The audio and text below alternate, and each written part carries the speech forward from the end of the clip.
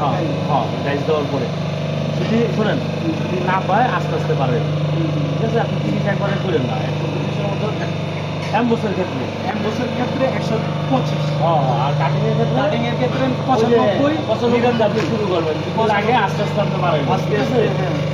আস্তে আস্তে পারবেন। আচ্ছা, এখন এই অ্যাম্বুসে যে দিলাম আমরা, এটা চাপ দিয়ে হিট হয়ে যেতেছে। এমনি অ্যাম্বুস দেবো না, অ্যাম্বুসের ক্ষেত্রে কিছুক্ষণ ধরে রাখি। ধরে রাখছি, ওই যে আমরা এখানে এই ক্ষেত্রে 3 দিলাম এই জায়গাটা।